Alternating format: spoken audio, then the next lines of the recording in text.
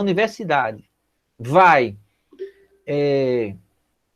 produzir um software para a Charlton utilizar lá onde ele está, e sem que ele tenha participado de nenhuma discussão de para que serve isso, ou como é que isso foi desenvolvido. E um pouco é isso que aconteceu até hoje. Quando a gente vê o histórico da tecnologia, da informação e comunicação na educação, a gente vai perpassar esse caminho. Ou seja, num primeiro momento, eu já estou falando agora do primeiro ponto que eu marquei aqui, que era falar desse histórico. Num primeiro momento do computador na escola, a presença dele foi muito mais, certamente vocês viram isso, foi muito mais no sentido administrativo, no sentido de fazer a burocracia da escola ser informatizada. E pouca coisa chegou à sala de aula. Foi a primeira coisa, nos primeiros passos. Eu estou falando isso no início da década de 80, por aí. E, bom, então, os primeiros softwares desenvolvidos para a educação, uns que marcaram a história mesmo, foi, por exemplo, o Logo, desenvolvido por Simon Puppet, na Universidade de Massachusetts, nos Estados Unidos. Mas aí foi antes disso, foi quando não tinha computador disponível para a população, era um instrumento caro, só era aqueles mainframes assim, muito grandes. E aí começou a desenvolver, que alguém conhece certamente vocês que estudam mais já perceberam, é aquele programinha que era aquela tartaruguinha andando na tela, e com os comandos você poderia fazer aquela tartaruguinha desenhar ou chegar a determinado ponto, utilizando coordenadas. Isso era um programa... Foi da minha época. Pois não, Renata? Foi da minha época. Ó, tá vendo? Ela está revelando que tem mais de 15 anos. Aí não foram da época delas, não. Elas não conhecem, não, mas eu conheci. Mas aí, essa tecnologia, toda uma filosofia de informática desenvolvida por Puppet, porque isso levava as crianças e os que utilizavam aquele instrumento a desenvolver lógica, a desenvolver raciocínio. E ao passo que alguns programas que foram surgindo depois eram um pouco que mecanizados, você só apertava botões para ver... E essa época desse software de educação, os primeiros que chegaram, que eram aquelas caixinhas, sabe, sem que você tivesse participação no desenvolvimento, elas tiveram fim em si mesmo. Não andou. Muitas escolas compraram e aqueles pacotes de software e basicamente não serviu para nada. Muitas escolas têm eles lá sem muita utilização. Ao lado disso, a gente viu o desenvolvimento de outros softwares, como o GeoGebra, o Maple, na área de matemática, na área de geografia também, alguns programas de geoprocessamento. Então, isso fez avançar esse período. Mas nós estamos falando de uma época onde, na escola, o que tínhamos em termos de educação e tecnologia e aí também não é da época da maioria de vocês, chegava a fita cassete, vídeo VHS, um DVD, não, aliás, um videocassete, para aquelas aulas serem reproduzidas, ou seja, reprodução de aulas. Depois a gente viu chegar na escola a antena parabólica e aí não mais chegava a fita pronta. A gente gravava... Eu acho que elas devem lembrar muito, Romildo, da fita cassete, porque muitos professores, para passar o tempo, passavam que era uma beleza esses filmes de sala. Naquelas televisão de tubo, que às vezes tinha que arrastar no colégio normal, por exemplo, acho que até hoje ainda tem lá, que era acoplada a televisão e o videocassete. E acho que muitas lembram desse momento. Bota a fita e depois a aula foi embora só na fita, né? Quando não enrolava, né? Bom, aí depois da fita vieram as antenas parabólicas, foi um outro projeto do MEC, para que as aulas fossem gravadas via satélite, ou fossem assistidas ao vivo, né? E foi outro período curto, né? Depois chegamos ao tempo dos DVDs. Chegou na escola aquelas caixas de DVD enormes, caixa com 50 DVDs, de aula das diversas áreas. Isso veio até recentemente.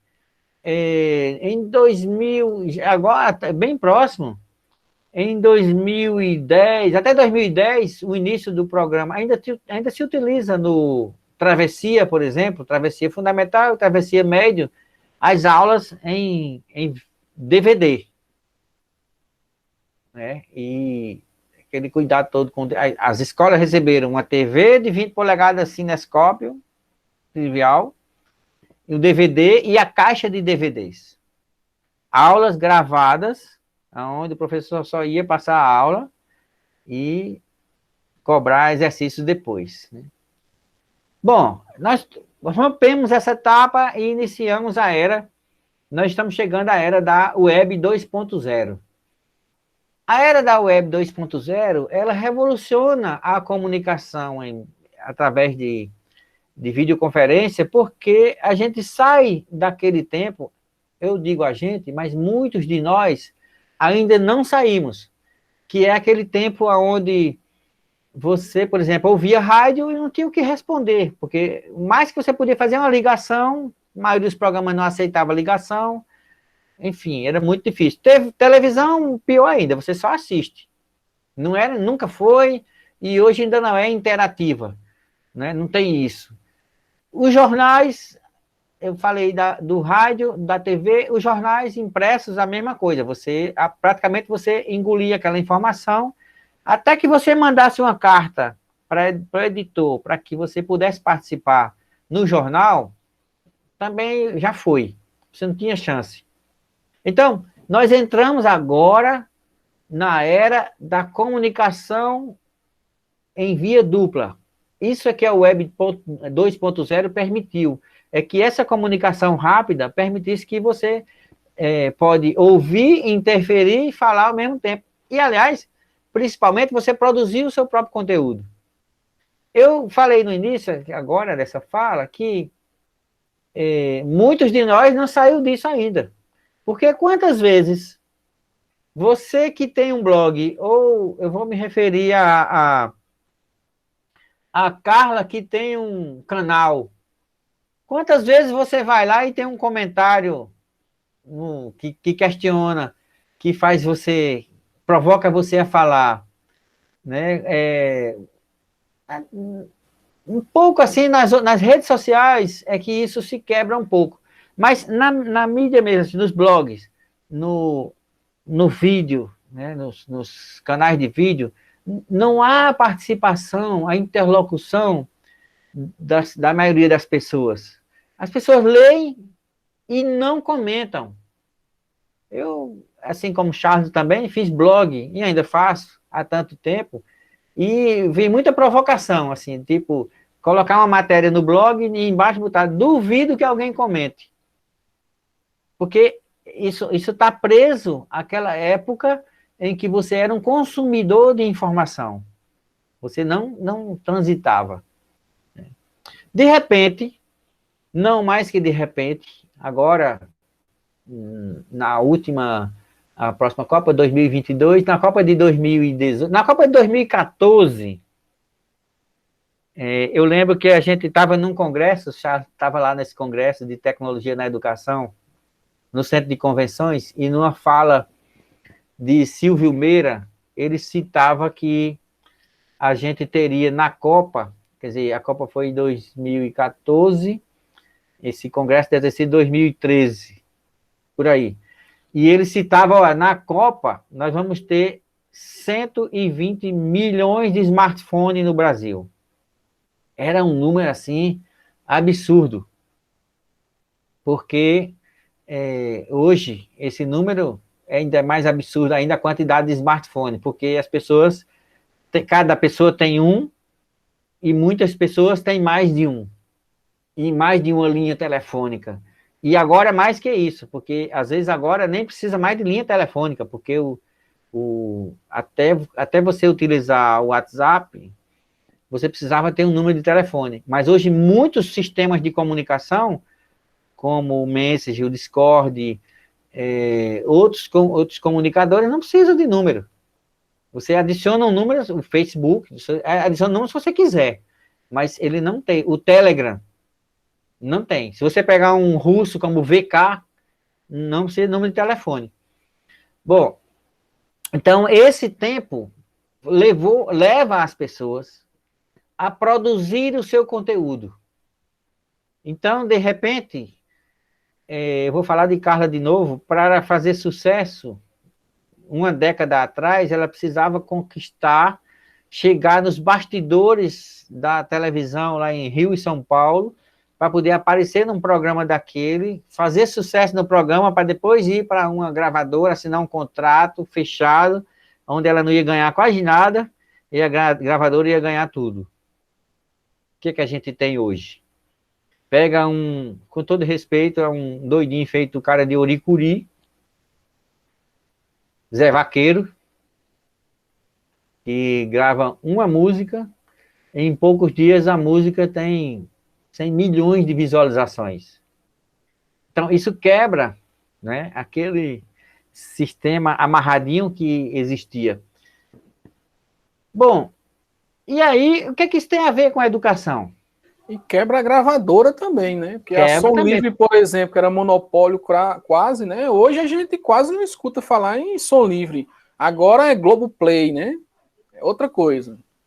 Eles são obrigados a mudar, porque aí, veja que curiosidade, uma vez eu cheguei em Afogados e tinha acontecido uma varredura naquelas ruas ali, porque um promotor aí, uma promotora, não me lembro quem, tinha proibido a venda de CD e DVD na rua.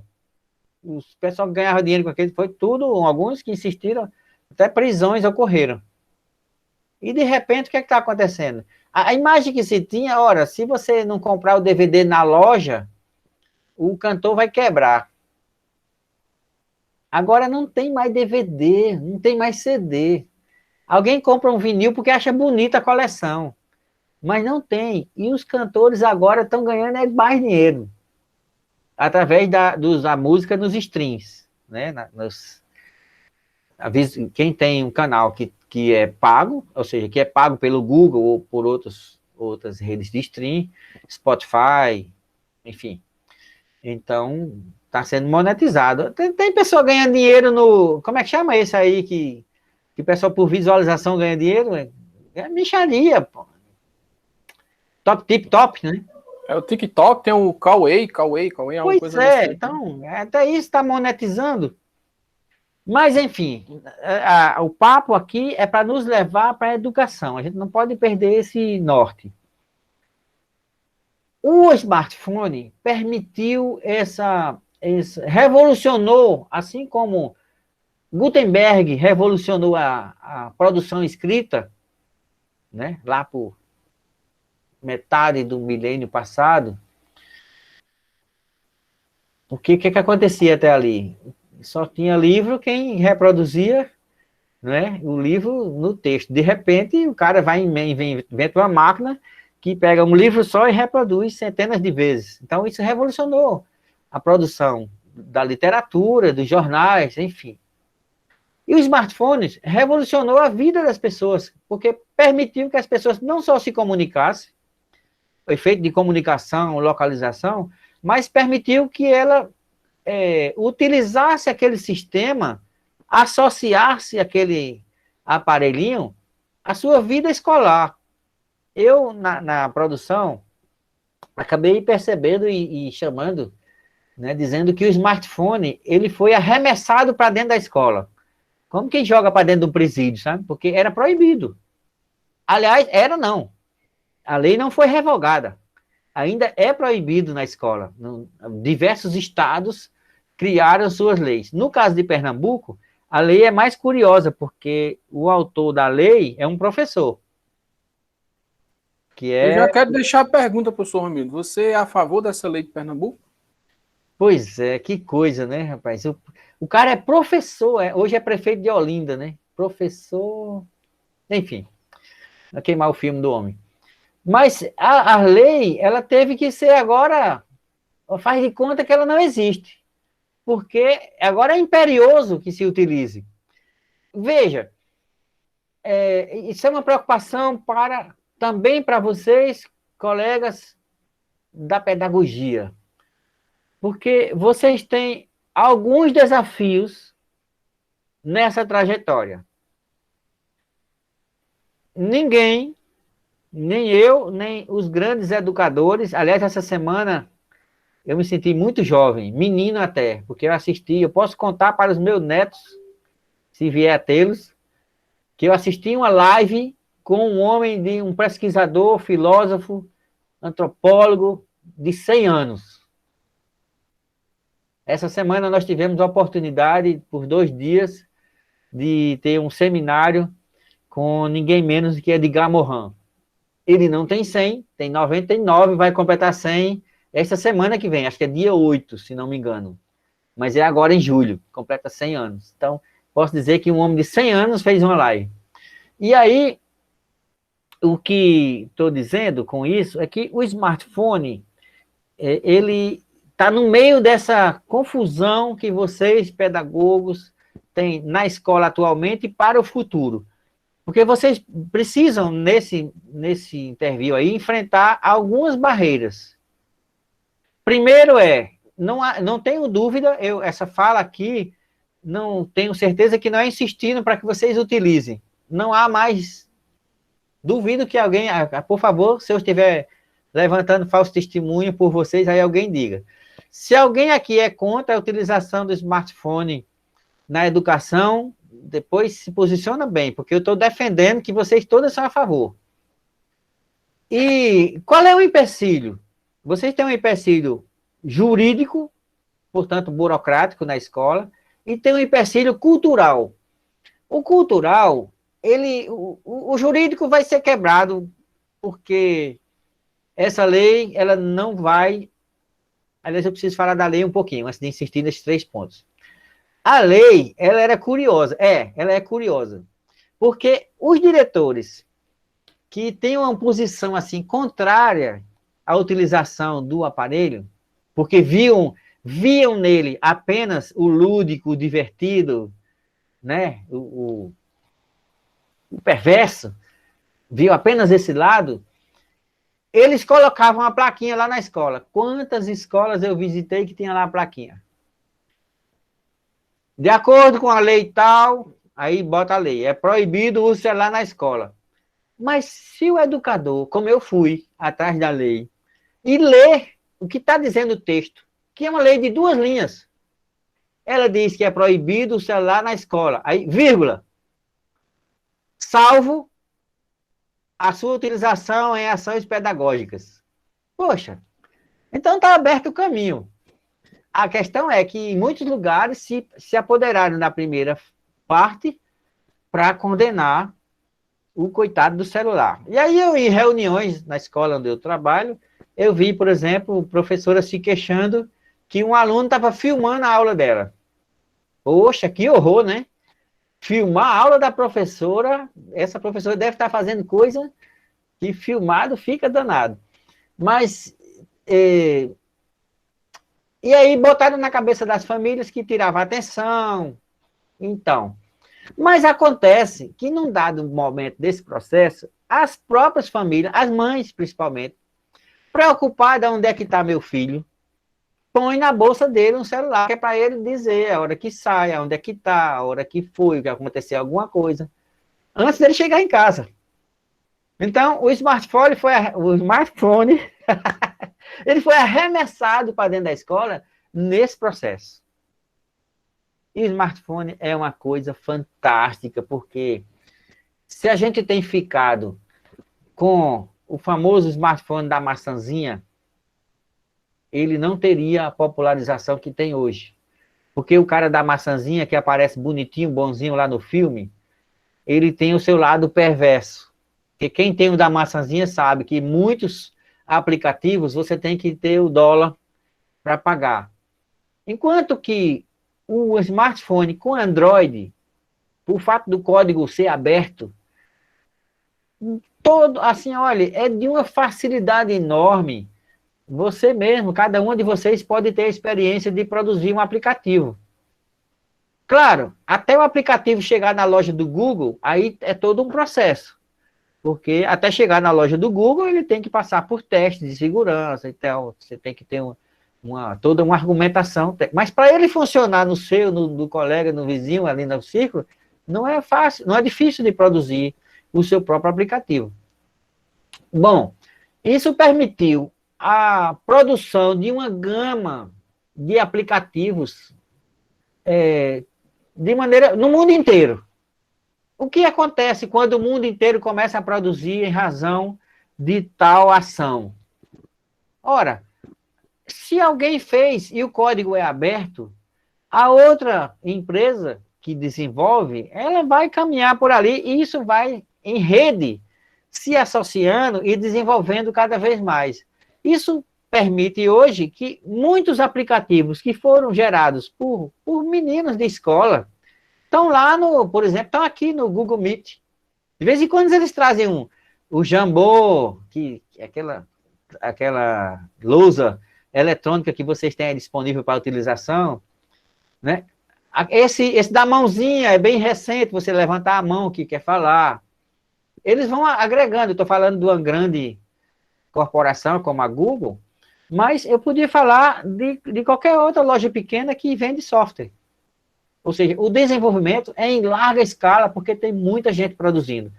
Resultado, você tem, hoje, na educação, software para tudo que é coisa.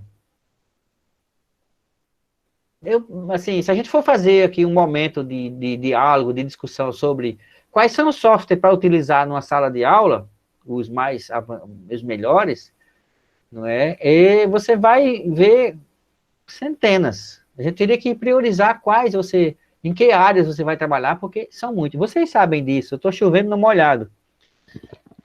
Então, o celular chegou na escola, mas a escola é outra bronca. A escola é uma instituição regida hoje, alguns educadores, alguns pesquisadores falam na casa de 40 mil leis que regem a educação, e é toda engendrada, né? Assim, é toda complicadinha para você mudar. O que ocorre é que se eu pegar aqui, isso eu tinha pensado, mas como eu decidi só falar, não sempre sistematizei, mas se a gente pegar uma fotografia de 1900, se a gente pegar uma escola de 1920, uma escola de 1940, uma escola de 1960, uma escola dos anos 80, e hoje, se voltar amanhã à escola, e você for hoje lá fotografar, a escola é a mesma. Se você fizer isso com a sala de cirurgia, você tem um choque. Se você congelou um médico no ano 30 e descongelou ele hoje, ele vai ficar maravilhado com o que acontece hoje com fármacos e com as possibilidades numa sala de cirurgia. Se você congelou um mecânico no surgimento do automóvel, lá na década de 20, que já tinha um automóvelzinho mais arrumadinho, com motor a combustão, e mostra ele hoje um automóvel, não é? É chocante que é um automóvel hoje, é uma nave, né? Se você pegar um piloto da Segunda Guerra Mundial, não vou nem falar da Primeira, né? O piloto de avião da Segunda Guerra Mundial, e colocar ele num caça hoje, Ave Maria, o que mudou? É outra máquina. Então, em todas as áreas da tecnologia, as coisas avançaram. E a escola permanece no mesmo jeito. Então, a escola é uma instituição onde vocês precisam ter muito estudo teórico, muita praxis, muita paciência para lidar com ela. Porque você vai lidar com o arcabouço burocrático jurídico, você vai lidar com a cultura, porque as famílias...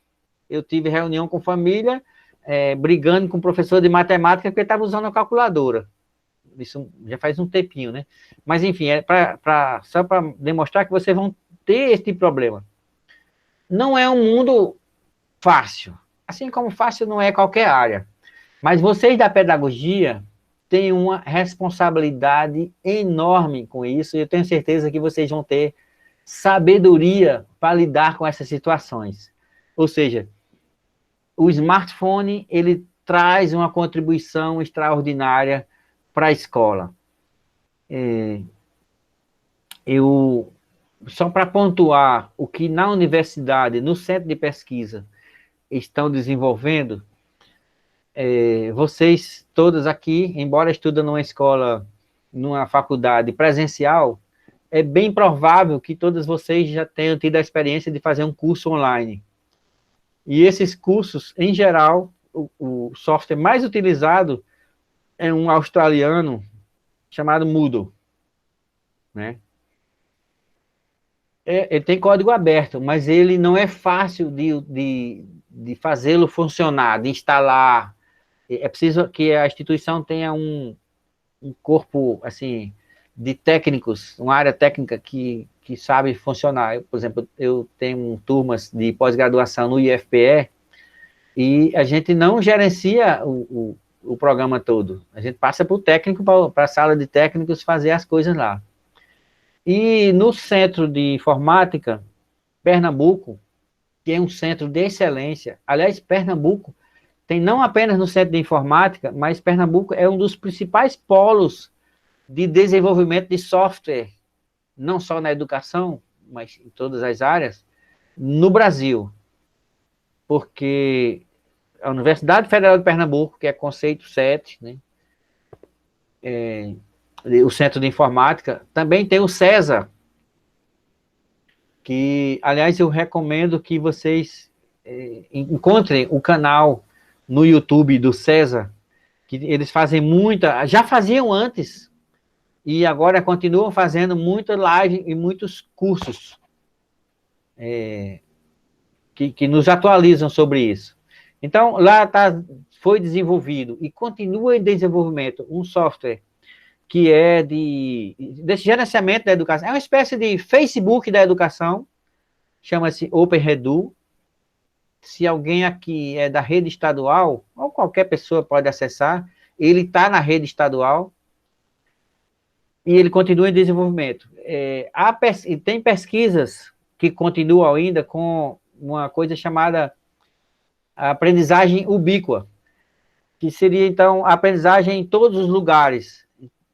Como que eles associam por geoprocessamento, por exemplo, a Catedral de Afogado em Gazeira.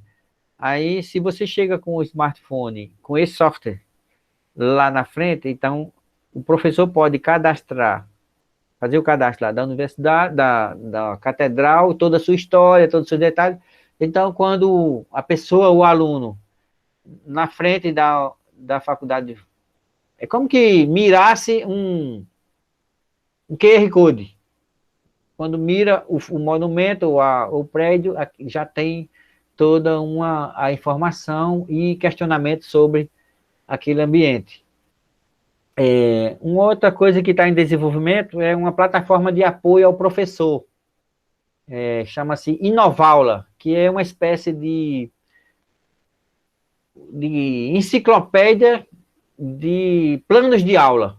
O professor se cadastra gratuitamente e ele vai ali desenvolver planos de aula. O plano de aula, o professor pode botar lá aberto, gratuitamente, ou pode monetizar. Você pode dizer, não, meu plano de aula, para você ter acesso, ele custa tanto. Então, a plataforma, isso é um outro programa dentro do doutorado lá. E a nossa pesquisa, ela trata hoje de estudar,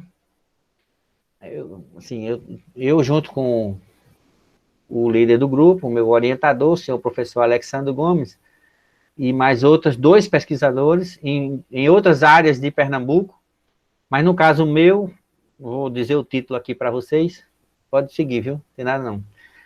Mídias mundanas e digitais na prática de ensino e aprendizagem de professores e estudantes do ensino médio no sertão de Pernambuco.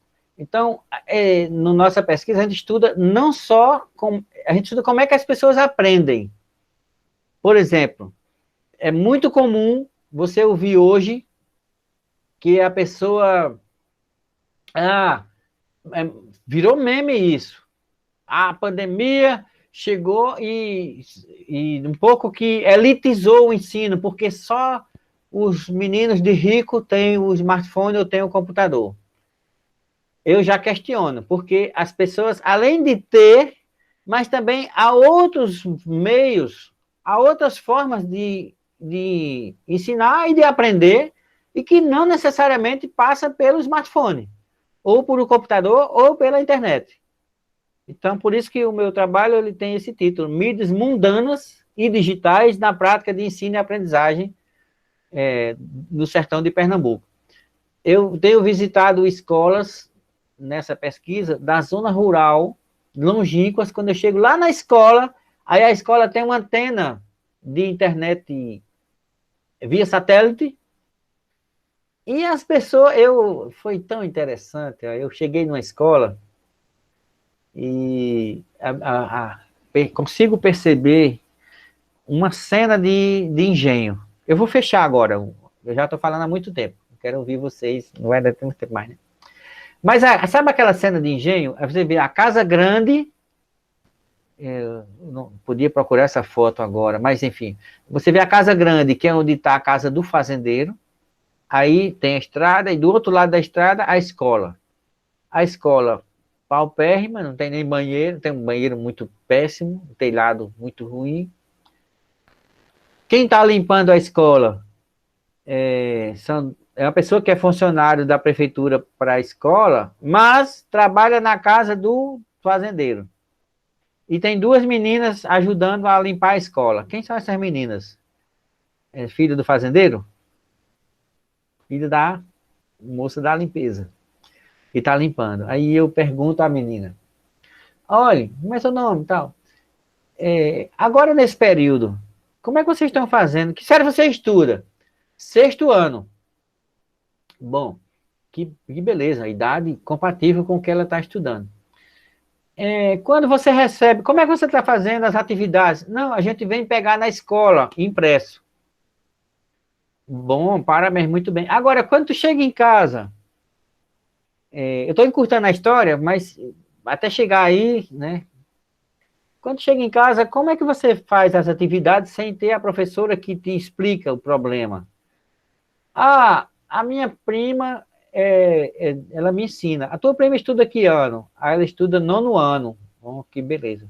Quando por acaso a tua prima não sabe, como é que tu faz?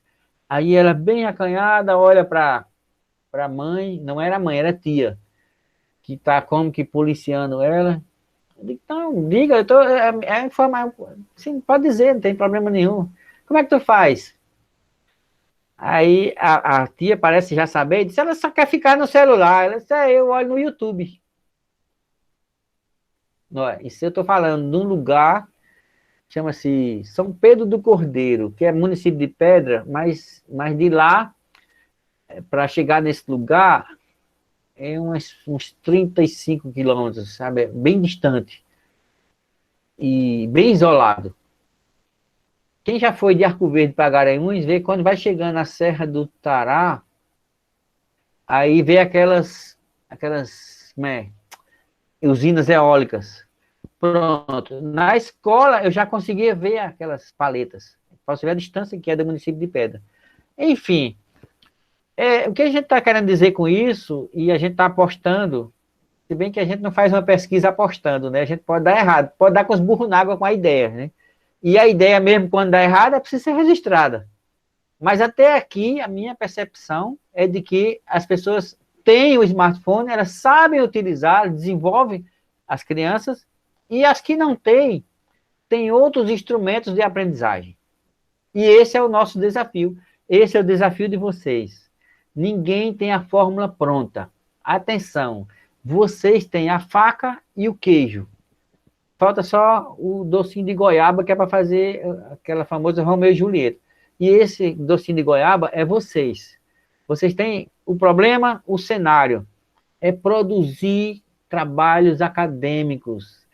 Se tornar, além de professoras, além de estudantes de pedagogia, pesquisadoras. Porque o mundo, estou falando só do Brasil, não. O mundo se questiona Para onde vai a educação no pós-pandemia? Volta para a escola do mesmo jeito? Será? Então, vocês têm esse desafio. Uma pessoa, essa semana, me perguntava assim, mas aula à distância para adulto, para adolescente, ainda vai, mas e para o infantil? Aí é onde está a questão de vocês, é o grande desafio. Como é que você pode criar situações didáticas para o infantil? Porque os meninos hoje, eu não vou falar nada novo, vocês sabem disso. Se você der uma fotografia colada numa tabinha para uma criança de 2 anos, tenha certeza que ela vai pegar a tabinha e vai fazer assim, ó. Porque todas elas, do pequeno ao maiorzinho, do rico ao pobre, desde quando está com a mamadeira, que chora, a mãe entrega o celular para ela se calar. Então, se esse instrumento tem competências assim... Tabinha touchscreen. Pois é, como é que vocês vão fazer para transformar essa situação em situação didática? Esse é o problema para vocês, colegas do curso de Pedagogia da FASP. Vou aguardar as suas produções. Desculpa que eu me alonguei, eu não queria ter falado tanto. Nada, professor, tá ótimo, tá ótimo. Vamos continuar nesse diálogo, né? E as meninas aí, fiquem muito à vontade, se quiserem fazer alguma pergunta ao professor Romildo, tá aberto. Comentários, perguntas, provavelmente ele não vai saber críticas. responder, mas ele ajuda na pergunta, formatar a pergunta.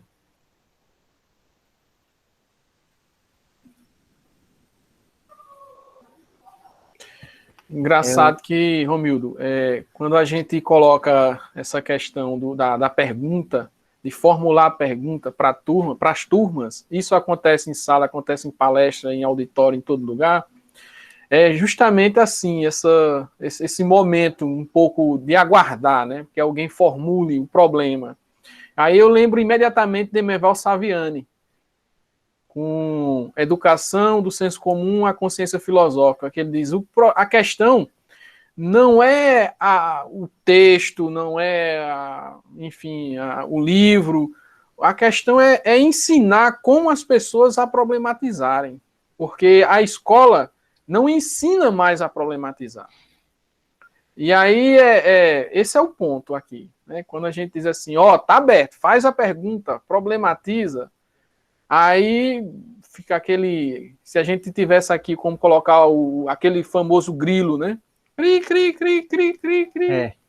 O Charlton e Angélica, Lisane, Eugênia, Renata, Ígia, todas vocês, e Jaine, eu digo a vocês o seguinte, pode ter certeza que vocês, essa coisa de perguntar, eu faço uma ligação disso com esse fenômeno que eu estava falando antes, porque vocês são dessa geração, vocês são, assim, um pouco ainda, que a gente chama de imigrantes digitais. Quando vocês se entenderam de gente, ainda não tinha esse instrumento tão bacaninha disponível. Isso vai ser diferente com essas criaturinhas agora, essas crianças que estão na casa de 3, 4, 5 anos. Charlton deve ter muito para falar sobre isso. E olha, eu conheço situações, tem um aqui no quintal de casa, que é vizinho, 5 anos, ele fala, ele não é falar, não quis dizer falar, ele lê. E eu tenho certeza que não aprendeu na escola, não, que faz 2 anos que a escola fechou, não é? Então, essas criaturinhas, embora a gente pense que eles estão brincando, mas brincando também se aprende, né? Eu comentava, professor Romildo, a respeito do meu, que está com 6 anos agora, que ele sabe mais inglês do que eu. Eu passei um bom tempo tentando aprender inglês na escola e não aprendi muita coisa de inglês, não. Mas o meu, tenho certeza que ele sabe mais inglês do que eu hoje. E não foi na escola. Ele é provocado a ter que saber, né? Essa coisa de perguntar e de inglês, eu tenho outra historinha. Enquanto vocês formulam alguma pergunta aí, olha, palestra do professor José Pacheco, ele começa assim, você quer saber o quê? Antes dele falar qualquer coisa, ele pergunta o que é que você quer saber, que ele diz que não vai falar nada que você não quer saber, não. Ele só começa a palestra a partir de uma pergunta. Enfim, eu estava um dia, acho que nos primeiras idas que eu tinha que ir lá presencialmente, agora não mais, né? Porque agora tudo é online. Ainda ontem nós tivemos reunião do grupo de pesquisa, inclusive um de nossos colegas é colombiano, falando da Colômbia. Mas uma das vezes que eu fui lá presencial, acho que nas primeiras vezes teve uma palestra, porque assim, o grupo de pesquisa são os pesquisadores da casa, o pessoal que está no mestrado, doutorado, os doutores da casa, e eles convidam doutores de outras universidades ou de outros centros acadêmicos para falar. Essa semana a gente teve uma palestra sobre etnografia digital e antropologia, né, nessa linha, que é o que a gente está tentando fazer a pesquisa nesse sentido. Mas eu estava vendo uma palestra de uma pesquisadora presencial, né, ela é americana e Universidade dos Estados Unidos, não me lembro agora qual era a universidade, mas enfim, e claro, a palestra da mulher em inglês, e eu assistindo, para escrever, para ler, eu não consigo me sair, para ouvir, mais ou menos, agora para falar, aí topou, né, só sei dizer I love you. E aí, quando foi acabando a fala da professora, eu tinha algumas anotações, mas não era besta de fazer pergunta, e eu comecei, aí abriu para pergunta. Já o professor não, né? O professor me surpreende. O cara é mais novo do que eu, o professor Alex. Mas já peguei ele falando, ele é tradutor dessa professora, de inglês para português. Outro dia visitou um professor francês, ele traduziu para o francês. E outro dia chegou um cara que era surdo. E eu me tremi todinho, porque como ele sabe que eu sou diretor de uma escola especial, eu acho que ele, cara, vai querer que eu traduza, e eu não sei, né? E aí tá ele conversando com o surdo, ó. Mas eu fiquei, esse cara sabe de tudo. Né? Enfim, a professora terminou a palestra em inglês e abriu para pergunta. E eu pensei, digo, ó, ninguém pergunta nada. Quando é em português, vai perguntar em inglês? Qual que, meu? 14 pessoas na sala. Os caras tudinho falam inglês. Eu me senti no chinelo. Digo, mas pai, agora eu vou ter que estudar essa bexiga mesmo. Isso faz 2 anos. Quando eu entrei no grupo de pesquisa lá, que eu tinha saído do mestrado, mas foi assim surpreendente para mim, esperando que ninguém ia perguntar, os caras perguntam, em inglês, e a mulher respondeu em inglês. Mas é isso, não Romildo, eu coloquei aí, já que o senhor citou algumas vezes o professor Pacheco, aí eu coloquei aí no chat a nossa palestra em 2020 com ele, aqui na FASP. Presencial? Virtual. Sim, virtual. E as benefícios da pandemia. Ele pôde estar na FASP virtualmente, mas respondendo a questionamentos dos alunos, enfim. Eu fiz inúmeras perguntas a ele, um cara sensacional. Algum de vocês aí escreveu para ele no e-mail? Carla, tu escreveu? Lisane, você escreveu para o professor Pacheco? Jaine? Renata? Não. Pois perdeu. Se inscrever, ele responde. Ele responde e manda livros em PDF. Eu conheço o professor Pacheco desde que eu... Essa história de questionar a escola leva você a pesquisar todos esses caras, né? Então, um dia eu descobri que ele ia fazer uma palestra num congresso em Garanhuns. Me inscrevi e fui bater em Garanhuns. Eu já tinha feito contato com ele, escrevi, ele respondeu, e eu fui para Garanhuns. Ele já sabia que eu ia encontrar ele lá para conversar com ele. Aí eu estou lá, numa quadra, assistindo uma palestra, que era antes da dele, e aí eu me cansei e digo, eu vou dar uma saidinha, vou beber água, vou comer alguma coisa. Quando eu chego no final da quadra, do Colégio São José, que eu vou saindo da quadra, tá o homem sentado num banquinho, sozinho, ilustre e desconhecido. Mas, rapaz, que coisa boa. Ó, sentei do lado dele, me apresentei, né? Me identifiquei. Sentei do lado dele, foi um longo papo até a outra palestra terminar. E, assim, depois disso, ele fez palestra aqui em Arco Verde, mas não presencial. Ele se dispôs a fazer, porque isso não era época de pandemia, né? Isso faz uns 5 ou 6 anos. E eu falei aqui tem um centro que eu sonho muito que a escola lá avançasse para uma escola para o povo, que são os centros do padre Ayrton Freire, né? Tem escola. Falei para ele, ele se dispôs a vir, ele disse que em seguida ia fazer uma palestra em Serra Talhada e outra em Caruaru, de Arco Verde está no meio, ele se dispôs a vir. Mas não andou. Aí, o ano passado ele fez virtual aqui para a Fundação Terra, né? Mas é uma grande figura. Agora é bom que vocês que ouviram o professor Pacheco percebam o que eu estou falando quando eu digo que vocês têm um desafio, porque ele propõe uma escola que é o anverso do inverso dessa escola que está aí. E aí, como é que você faz isso numa escola cheia de legislação, né? Cheia de burocracias? E quem é do Estado, eu acho que você não tem ninguém do Estado aí, né? Só Charlton mesmo. Mas quem não está na rede, né? Mas quem está no Estado, minha gente, olha, a burocracia é um absurdo, sabe? Essa coisa de fazer o plano de aula no papel, depois fazer no aplicativo, fazer na internet, e botar coisa que você que não vivenciou só para cumprir tabela, olha. Pois é, professor Romildo, eu gostaria justamente de fazer algumas provocações nesse sentido, que enveredou a sua fala. Eu estava aguardando aí o pessoal fazer alguma pergunta, mas, enfim, não saiu por enquanto. Pode escreverem aí no chat, se for o caso. Mas, eu abri o chat agora, a minha estava fechada, agora eu estou vendo. Pronto. Enquanto o pessoal formula alguma coisa, eu gostaria de fazer algumas provocações nesse sentido, a partir da sua fala. Você coloca assim, e foi justamente um dos pontos marcantes que a gente aqui debateu muito na nossa disciplina, que é observar justamente a escola do século XIX, a escola do século XX e a escola do século XXI. E praticamente é o mesmo cenário como você descreveu.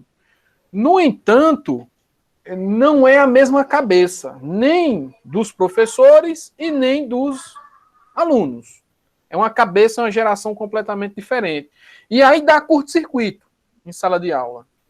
Porque a cabeça do professor talvez esteja justamente ali no século XIX, século XX, ainda com ideia de quadro, ainda a ideia com esquemas, com a decoração de conteúdo, com o respaldo avaliativo, e a cabeça da geração atual já está em outro nível, vamos dizer assim, outro naipe, que é aprendendo de outras formas, de outras maneiras, como você bem colocou. E a minha provocação é justamente nesse sentido.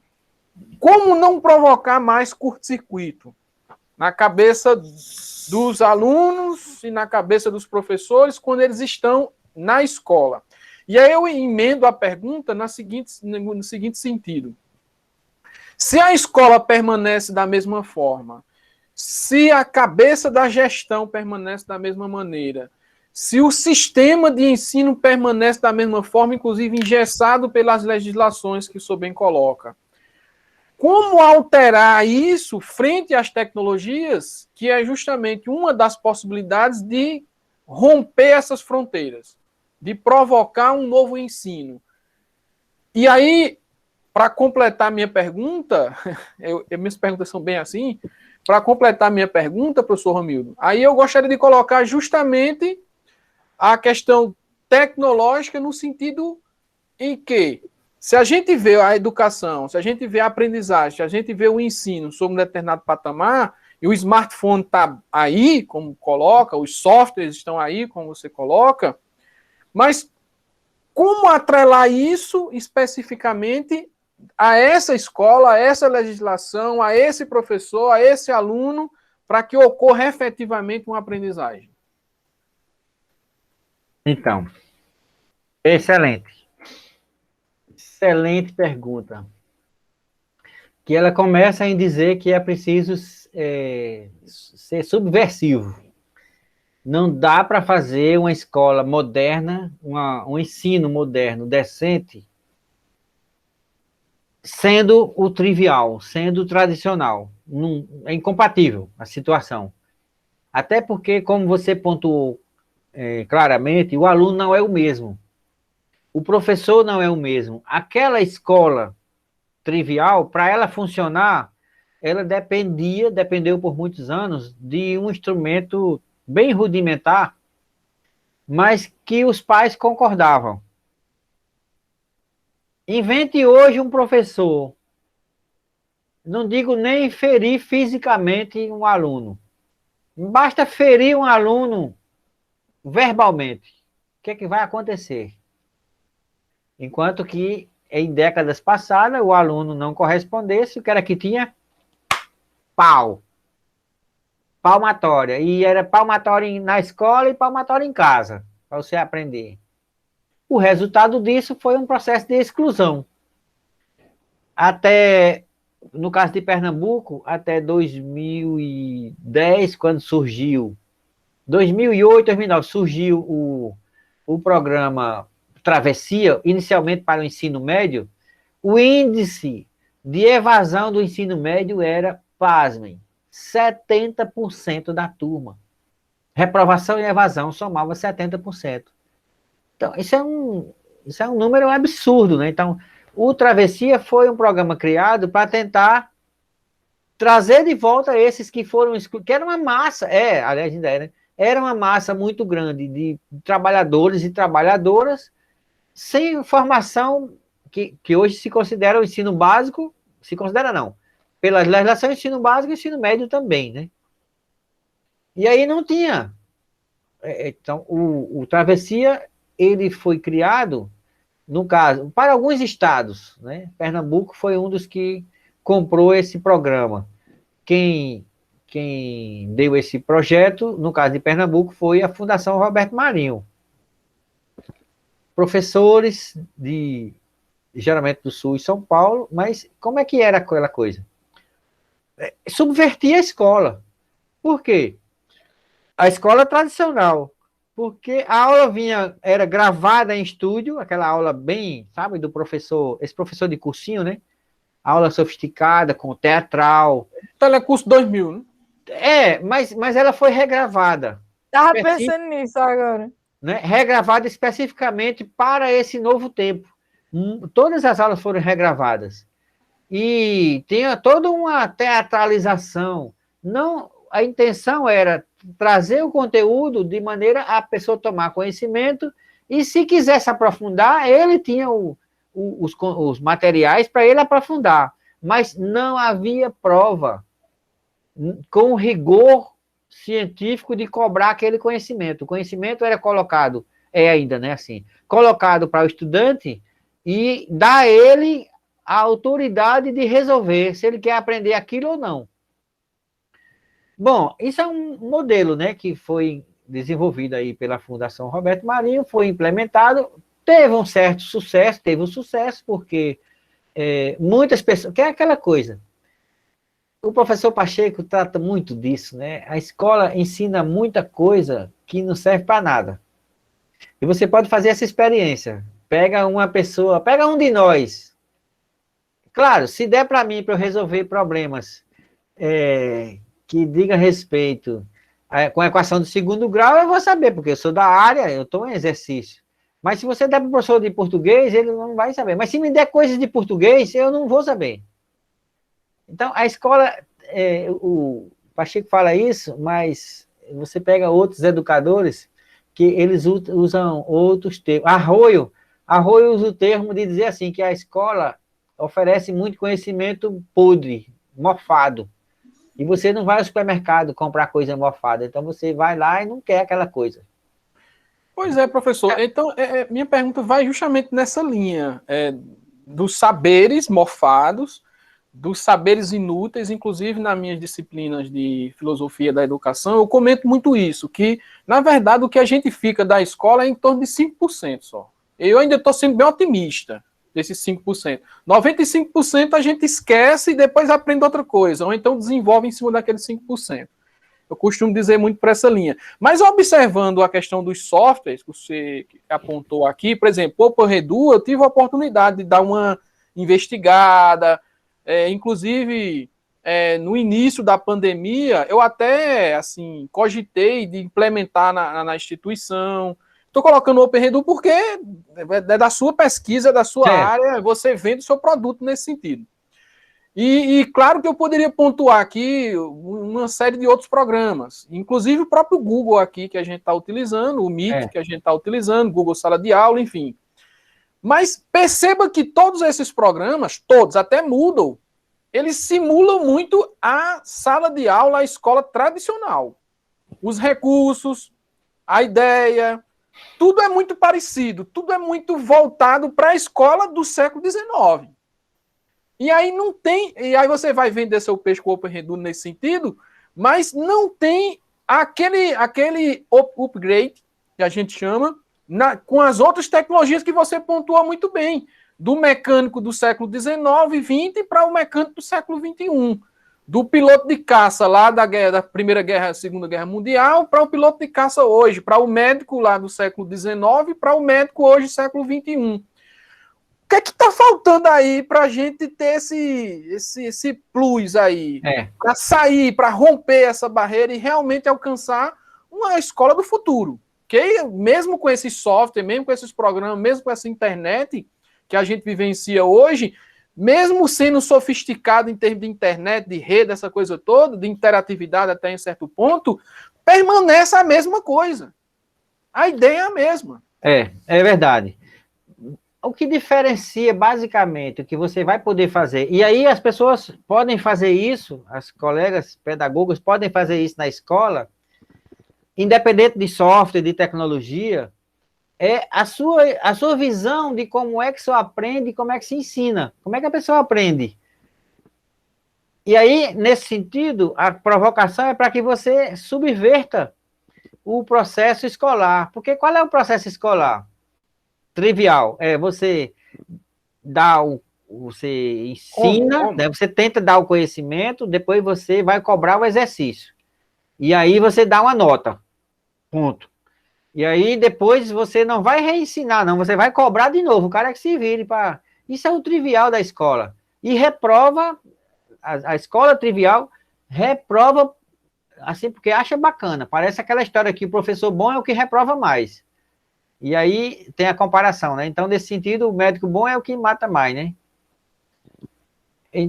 Assim, a grande mudança que você vai poder fazer com ou sem tecnologia é você fazer uma forma aonde você trabalhe o conhecimento prévio do aluno, faça aquele conhecimento crescer e faça a avaliação não como forma de, sabe, de dar uma nota de verificação para avaliar no sentido de dar uma nota se ele sabe mais ou se ele sabe menos. Porque isso é o trivial. A provocação é você fazer o aluno se tornar um curioso da questão. E a avaliação é para saber que ponto você não conseguiu atingir e avançar com ele. Não é para dar uma nota e reprovar, não é para reprovar de jeito nenhum. Isso aí é o grande problema, porque aí é onde eu digo que vocês têm um desafio. Porque o desafio vai chegar na... Eu vi agora recente mães, né, chegar para a escola, chegar para a professora que está dentro da minha pesquisa, e tem um relato lá da mãe: olha, professora, eu não vou querer que meu menino passe, não. É para reprovar ele, porque eu acho que ele não aprendeu nada, então eu quero que ele repita o ano que vem. Então, esse problema cultural você vai ter sempre, porque está introjectado na cabeça das famílias, nas nossas cabeças, que o cara vai para a escola para tirar 10. Se uma criança, eu tenho certeza, eu vou falar aqui e tenho certeza que acontece em todas as famílias, todas. Chegou da escola, em tempo de prova, se não tirar 10, é problema. Ou seja, poucos vão perguntar o que ele aprendeu, o que deixou de aprender. Vai perguntar quanto tirou. Ou seja, a nota culturalmente está acima. Agora, como é que Porque você, continua sendo pedagoga, cartesiano e positivista, né? pois é, aí como é que você, pedagoga, trabalhando no exercício, né, da pedagogia na sua escola, você vai conseguir subverter essa ordem e fazer com que o cara, a criança, né, desperte a provocação, o interesse pelo conhecimento. E aí tem que entrar outros pesquisadores, porque o conhecimento ele pode ser visto de maneiras diferentes, porque as pessoas são diferentes. É aquela questão da habilidade em que a pessoa tem, né? Que perspectiva de aprendizagem aquela pessoa tem? Sei lá, se é um Neymar da vida, ele tem uma habilidade motora, ele tem uma habilidade, né, para resolver as coisas daquela maneira. Se é um cara da linha de Picasso, ele tem uma habilidade lá para reproduzir imagem. Se é uma Cecília Meirelles, tem uma habilidade para resolver do ponto de vista literário. Ou seja, se é um Oswaldo de Souza aí, brasileiro, um matemático, ele tem habilidades matemáticas. Então, não tem como você fazer com que a escola exige que você cobre igual a todos eles. Bom, aí tem um problema. Quando você, professora, se apropria da legislação sobre o que você está fazendo, te ajuda. Perceba isso. Não vai na conversa de diretores medíocres, de colegas formadores medíocres, porque eles fazem o processo atrasar. Eu vou tentar dizer qual é a questão. Veja, até 2007, o ensino de Pernambuco ele passou por 10 anos, de 97 a 2007, onde a avaliação era por conceito. DNC, DC. Pronto. Alguns de vocês podem ter passado na escola ainda nesse tempo, né, e ter se lembrado disso. E eu, uma vez, num curso na faculdade, eu perguntei para os alunos, olha, como é que você faz quando o aluno tem DNC? Como é que você faz quando tem DC? Não, DNC, DC, a gente faz, a gente convencionou lá que dá 5. Eu digo, mas 5 reprova, né? Ah, não, eu estou lembrando agora que DC, a gente dá o 6, que é para aprovar. É o DS, né? Que era a parte... Em construção. Em construção, que aprovava. Tem em construção. Eu digo, então, a rigor, é que nota. a pessoa que tenha o DSC, ele precisa tirar 1. Se ele tirar meio ponto, ele está aprovado. Porque na lei lá estava escrito que a DSC era qualquer indício de aprendizagem. E aí, o que é que fazia na prática? Sem passar para o professor o que é que dizia a legislação, porque tudo isso está aprovado em portaria, isso não é conversa de comadre, está aprovado em portaria, e essa portaria tem que estar publicada, inclusive, no Diário Oficial. Então, o que é que dizia a portaria lá? Que era qualquer indício de aprendizagem. Então, se o cara acertou uma vírgula lá, um meio ponto, ele tinha média para passar. Mas não foi assim. Até que isso voltou para a nota de novo, né, a partir de 2008. Então, essa questão de dominar a legislação também ajuda, mas é preciso subverter a ordem que está estabelecida na legislação e na cultura. Veja o que diz Zé Pacheco. Né? Não dá para seguir o que essa legislação impõe que você tem que fazer daquele jeito, não. Tem que subverter mesmo. Porque, olha, mesmo com tudo isso, se você olhar para os números, eu trouxe agora aqui uma tabelinha que eu fui levantar há poucos dias. O Brasil gasta em educação do ensino básico por ano 120 bilhões. Eu fiz a minha continha aqui, e isso significa que em 14 anos, para formar um aluno no ensino fundamental, ele gasta, em 14 anos, né, para formar esse aluno, 1,7 trilhão. É muito dinheiro. E aí o que é que acontece? Pelo PISA, 10% desses egressos é que tem algum conhecimento, ou seja, 10%, apenas 10% sabe fazer mais do que as 4 operações matemáticas. Esse é o que diz o PISA. Então, isso é uma aberração institucional. É um dos últimos países no PISA, né? Agora, se bem que PISA, não sei se é bem parâmetro, porque Exato. A gente questiona é feito muito, mas é pela um dado. OCDE, né? Mas é um dado, né? Assim, para que a gente possa dado. dizer o quanto tem de investimento e, olha, o que é que isso resultou. E na prática você vê que é verdade. Então, esse processo de ensino não está correto, não está servindo para formar essa população. E aí a gente volta essa discussão para a presença das tecnologias na escola. Quais são as tecnologias? Uma delas é o smartphone. A outra delas é a conectividade, porque o smartphone resolve muita coisa sozinho. Mas se ele estando conectado, ele resolve assim, exponencialmente mais. Aí, veja, o que é essa escola tradicional, regida por diretores e diretoras tradicionais, faz? O investimento em educação, como eu falei aí, desses 120 bi, ele inclui que desde 2007, 2006, acho que o primeiro programa foi 2005, o EPROINFO começou a criar os laboratórios nas escolas, laboratório de informática, cada escola receber lá 20 computadores. No segundo PROINFO, esse computador veio duplicado, porque ele vinha um computador com 2 telas, então era 40 computadores. E o que é que eu estou dizendo a gente porque eu vi isso, eu vi aqui em escola de Arco Verde, o que é que acontecia? Você chegava na escola, eu fiz pesquisa na época da graduação, e numa escola de Arco Verde, fui pegar a chave do laboratório na sala do diretor. Você entra lá, tá tudo bonitinho. Inclusive a moça da limpeza, tá tudo, não tem nem poeira. Tá tudo funcionando. Não tem nenhum quebrado. Mas ninguém usa. Porque o diretor não libera a chave, porque os alunos não sabem usar, porque o professor não sabe tomar conta dos alunos. Eu vi isso.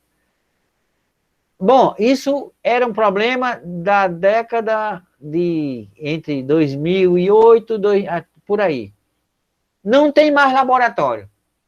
Aonde tiver laboratório de informática, ele pouco funciona, não é porque não funciona, não, ou porque não dá a chave, é porque ninguém quer mais. É obsoleto. Né? Além de estar obsoleto, porque a máquina em si ainda serve para muita coisa, estando conectada, mas aí o povo não vai mais. Qual é o problema? Onde é que se reflete isso hoje? O investimento hoje, ele está num dos programas chamado Escola Conectada. As escolas do Estado, elas têm um recurso federal, ou seja, o dinheiro vem direto, através do PDDE, do governo federal direto para a escola, para que a escola contrate uma internet banda larga. Aí o que acontece? Só quem tem a senha da rede é a direção e, no máximo, o professor. Ninguém tem acesso à rede.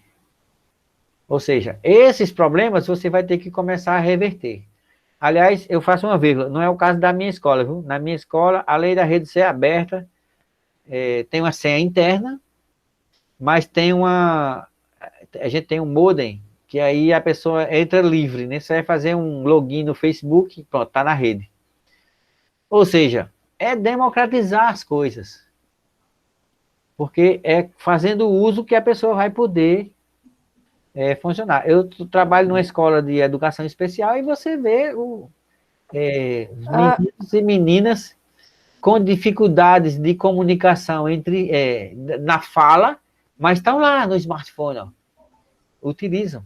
Tem programa específico para isso, para o smartphone, para autista, que facilita essa comunicação, né? Aliás, essa semana teve uma live, né, sobre isso, como tem o programa para cego, né? Também tem para autista, tem em outras áreas. Pois não, Carla quer falar. Eu queria falar só, fazer uma pergunta aqui para os dois. Porque assim, Os dois? você, Não, aqui é você Romildo. também, Hoje é Thiago. Romildo. Não, Você é também. é com ele. A Você bola tá pode com responder ele. também. Mas assim, eu vejo muito essa questão, e aí eu paro para pensar, tanto na fala de vocês, quanto algumas coisas que eu escuto, mas nessa questão dos alunos terem um smartphone, essa banda ser aberta e tudo mais, e os professores acharem ruim essa questão dos alunos não assistirem aquelas aulas monótonas, né? Aquele tipo de aula e tudo mais, e eles não terem esse domínio com eles, trazendo essa tecnologia para trabalhar em sala, né? Porque aí eu acho que traria mais a atenção até para os conteúdos, né? E sem falar que até os pais querem muitas vezes que os alunos, que os filhos não levem telefone para a sala porque vai atrapalhar nas aulas. Até porque os professores reclamam isso, entendeu? Aí vem aquela questão. Essa questão da tecnologia em sala para o ensino-aprendizagem. O erro está nessa questão da legislação ou está até nos professores? Ou é dos professores? Se eles trouxerem isso para a sala, se não ia melhorar, entendeu? É excelente a sua pergunta. A sua pergunta traz as respostas. Você já deu as respostas. Né? Você botou um ou aí no meio, mas você já sabe que o erro está dos dois lados. Dos dois lados. Porque é incompatível uma aula... A aula tradicional, ela só é compatível com a palmatória. Porque com a palmatória que você diz, olhe para mim, presta atenção, me escute. E aí todo mundo fica calado. Mas você tem uma sala de aula onde as pessoas, você pode jogar um problema. Imagina. Então, essa aula trivial, onde o professor pensa que sabe tudo e supõe que o aluno não sabe nada. O professor lá do Matec, agora fugiu o nome dele, ele chama isso de ensino, né? Ou escola baldista. Você supõe que o aluno, a cabeça dele é um balde, e aí você vai destampar e derramar o conhecimento dentro. De alguma maneira você vai chegar com o conhecimento encha. E aí ele vai mais adiante na brincadeira e diz, agora no final do exercício, o professor tem uma reguinha importada lá da China, que ele enfia assim na cabeça do menino, aí ele vai medir quanto de conhecimento está ali dentro. Essa reguinha é a prova, né? Então, esse modelo é incompatível com qualquer coisa, não é com celular, não. É qualquer coisa que o distraia da atenção ao professor.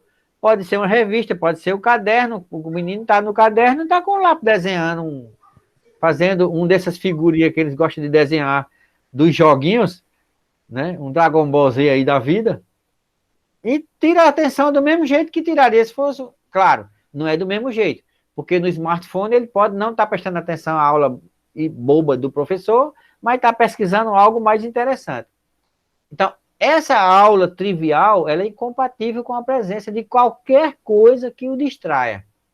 Agora, a coisa que distrai e leva ao conhecimento pode ser compatível com a construção de saberes. Por exemplo, uma situação, eu não estou nem nesse caso utilizando nenhum software, que existem tantos, né? Você vai procurar software que crie interação dentro da sala de aula, tem N aplicativos para isso. Mas se você dá uma problematização para o aluno e permite que ele pesquise, claro que o instrumento vai ajudar. É mais fácil ele encontrar um conhecimento no smartphone conectado, ou ele ter que ir na biblioteca, driblar os ácaros da velha Barça e procurar em 22 volumes de Barça. Não faz sentido, né? Então, essa cena de aluno com o celular em sala de aula, eu estou falando para vocês que trabalhei isso em pesquisa, no caso, no mestrado, mas já foi um passo adiante. Mas desde que eu estava numa escola de ensino fundamental, 2005, 2007, 2006, 2007, eu tenho fotografias, cenas, não em aula minha, porque eu era diretor da escola, mas em aula de outros professores, o aluno, olha, estou falando sabe, de 10 anos atrás. Alunos de periferia, com seu celularzinho em pebinha, mas pesquisando na sala de aula. Problema que o professor trouxe. Nessa escola, a gente teve experiência assim. A gente tinha nessa escola, que fica do lado quem conhece Arco Verde, fica do lado da ESA. É aquela escola próxima ali. Eu não gosto de dizer o nome não, mas vou dizer agora. É a Escola Médici. Ela não existe mais, ela passou para o município. E aí a gente disponibilizava eu inventei uma carrocinha, parecia uma carroça de picolé, onde tinha uma caixa de som, um computador desktop normal, teclado, mouse, e em cima disso tudo um projetor. E esse computador era conectado à rede sem fio da escola. Então o aluno não precisava o professor burocratizar para pedir um projetor, não. O aluno ia lá na sala, pegava a carrocinha, levava para a sala de aula, e aí eu tenho foto também assim, ó. Aluno de 6º ano apresentando trabalho em slide. E isso é a cena bacana, porque esse professor desse momento era um professor desses tradicionais. Professor que era contra. E ele foi avançando. E ele foi percebendo que fazer assim era melhor. Então, eu tenho fotografia do professor lá no fundo da sala de aula, encostado na parede. Os meninos de 10, 11 anos, 12, que é 6º ano, montando esse carrinho, conectando, ajustando a tela para exibir o trabalho na escola. E tem uma fotografia que é muito interessante, porque quando o aluno terminou de apresentar o trabalho, ele deu um pulo assim, feita aquela expressão de gol, sabe? Como que foi o maior sucesso ele jogando a mão para cima. Assim, você dá autonomia para que o educando desenvolva é fundamental. Aliás, Professor Romildo, estamos no centenário de Paulo Freire, né? Não dá para esquecer de falar rapidamente e fechar de dizer assim, ó, toda vez que você quiser fazer as coisas e tentarem te impedir, quando você tentar revolucionar o teu ensino na escola e tentarem te impedir, ó, levanta Paulo Freire, mostra para eles que está lá, em pedagogia da autonomia, pedagogia, em todas as pedagogias de Paulo Freire, né? Que o professor determina o seu próprio caminho. E Paulo Freire, que nos deixou em 97, né? Ele deixou esse legado de dizer que sonha. Ele tem uma fala dele conversando com o Simon Papert, que é o autor do programa Logos. Vou fechar agora, viu? Então tem uma fala dele, esse diálogo está na internet, no meu canal tem esse diálogo. Ele está dizendo assim, ele constata a morte da escola. Ele está falando isso em 97, no milênio passado. Ele constata a morte da escola, mas ele não está celebrando a morte da escola, ele está torcendo, ele diz isso, diz em inglês, ele está torcendo para que nasça desse corpo morto da escola, nasce uma nova escola, tão atual quanto a tecnologia. Isso é a fala de Paulo Freire, em 97. Então, toda vez que você quiser fazer algo que não quiser te deixar, bota Paulo Freire no meio. Pois não, professor. Na verdade, eu gostaria de continuar esse nosso bate-papo até 10 horas da noite. Duas horas? Quase 2 horas, né? Poxa! É verdade. Eu gostaria de continuar. Muito bacana as suas experiências, a sua inteligência, o conteúdo que você traz, as provocações revolucionárias no âmbito da educação, que transcendem, inclusive, até a própria questão que a gente trazia aqui, como somente a tecnologia.